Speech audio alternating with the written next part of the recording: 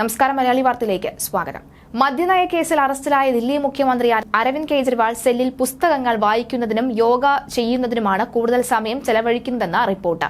തിഹാർ ജയിലിൽ റിമാൻഡിൽ കഴിയുന്ന കെജ്രിവാൾ അതിരാവിലെ ഉണരുകയും തന്റെ സെല്ല് തൂത്തുവാരുകയും ചെയ്തുകൊണ്ടാണ് ദിനചര്യകൾ തുടങ്ങുന്നത്. പിന്നീട് വരാന്തയിലുള്ള TV കണ്ടു നിൽക്കുമെന്നും വാർത്താ ഏജൻസിയായ PTA റിപ്പോർട്ട് ചെയ്യുന്നു. 15 ദിവസത്തേക്ക് റൌസ് അവന്യൂ കോടതി ജുഡീഷ്യൽ കസ്റ്റഡിയിൽ വിട്ടതോടെയാണ് കെജ്രിവാളിനെ ഏപ്രിൽ 1 തിഹാർ ജയിലിലേക്ക് എത്തിച്ചത്. ഹാളിലെ TV കണ്ടതിന് ശേഷം യോഗ ചെയ്യും. പിന്നീട് പ്രഭാത ഭക്ഷണം കഴിക്കും. 2 കഷ്ണം ബ്രെഡും ചായയുമാണ് ആഹാരം.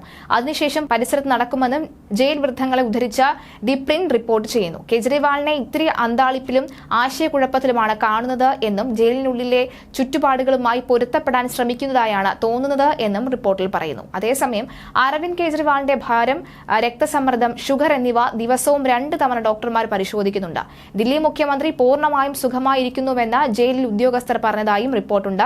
കെജ്രിവാളിന്റെ BPയും ഷുഗറും നിയന്ത്രണത്തിലാണ്. ശരീരഭാരം 66 കിലോയാണ്. ഭാരം ഇതുവരെ കുറഞ്ഞിട്ടില്ല എന്നും ഉദ്യോഗസ്ഥർ വ്യക്തമാക്കി. എന്നാൽ മാർച്ച് 21 അറസ്റ്റ് ചെയ്യപ്പെട്ടതിന് ശേഷം അരവിന്ദ് കെജ്രിവാളിന്റെ ഭാരം 4.5 കിലോ കുറഞ്ഞതായി ആം ആദ്മി പാർട്ടിയും ദില്ലി മന്ത്രി അതിഷിയും ആരോപിച്ചിരുന്നു. ചിലപ്പോൾ കട്ടിലിരുന്ന ചുറ്റുപാടുകൾ നിരീക്ഷിക്കുകയും മറ്റു ചിലപ്പോൾ പുസ്തകം വായിക്കുകയും ചെയ്യും. അതേസമയം കെജ്രിവാളിന് സെല്ലിന് പുറത്ത് നടക്കാൻ അനുവാദമുണ്ടെങ്കിലും സുരക്ഷാ കാരണങ്ങളാൽ അത് അനുവദനീയമല്ല.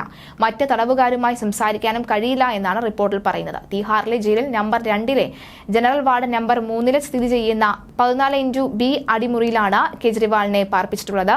പുസ്തകങ്ങൾ വായിക്കുകയും യോഗ ചെയ്യുകയും ധ്യാനിക്കുകയും ചെയ്യുന്നതിനോടൊപ്പം തന്നെ കെജ്രിവാൾ എഴുത്തിലും സജീവമാണ്. സെൽ വൃത്തിയാക്കാൻ എല്ലാ തടവുകാർക്കും നൽകിയ പോലെ തന്നെ കെജ്രിവാളിനും ഒരു ചൂലും ബക്കറ്റും ഒരു തുണിയും നൽകിയിട്ടുണ്ടെന്നും റിപ്പോർട്ടിൽ പറയുന്നു.